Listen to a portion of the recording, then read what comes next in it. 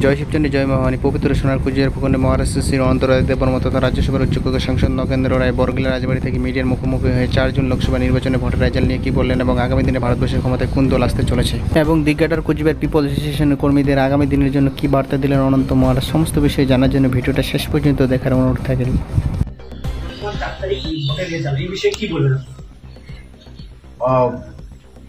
Vote এখন তো বাকি আছে, এখন থেকে ভোটের রেজাল্ট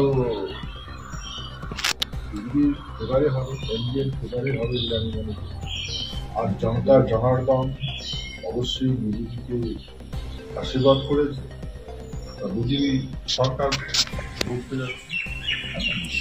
এদিকে তৃণমূল কংগ্রেস বলছে ওরা নাকি 1 লক্ষ ভোটে বেশি জিতবে, এই বিষয়ে কি বলবেন?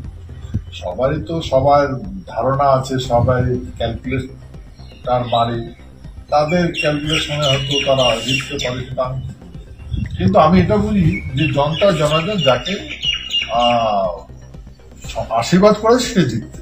আলাদা রাজ্য নিয়ে কি বলবেন আপনি?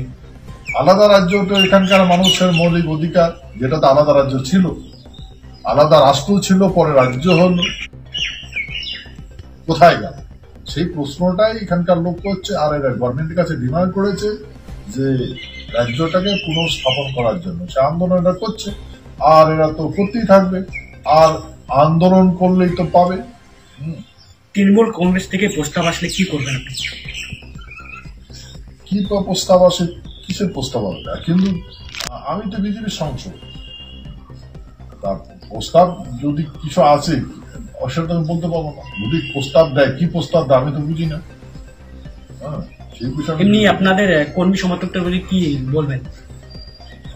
কর্মী সমর্থক মানে আপনার যে কর্মী আছে, অনুগামী আছে, আপনার যে লোক, এদের কি বলবেন, বার্তা কি দিবেন এদের? না, এরা তো বর্তমান রাজনীতি সম্বন্ধে খুব সচেতন। বর্তমান এই আমার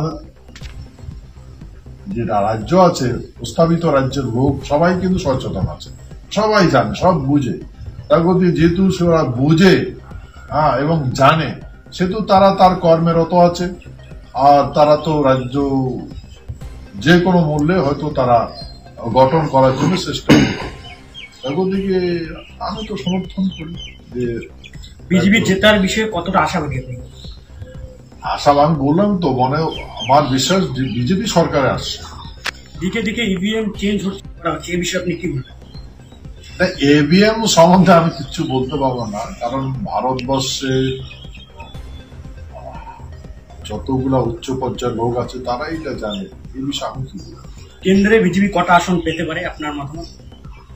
আমার মনে হয় সরকার বানাচ্ছে, কত পাবে জানো। ইন্ডিয়া যে জোট আছে এর পক্ষে কি বলবেন? ইন্ডিয়ার জোট, এখন যুদ্ধ তো এখন যা দেখছি, সিচুয়েশন যা দেখছি, হাড্ডাহাড্ডি লড়াই ভিতরে বিজেপি সরকার গঠন। নমস্কার।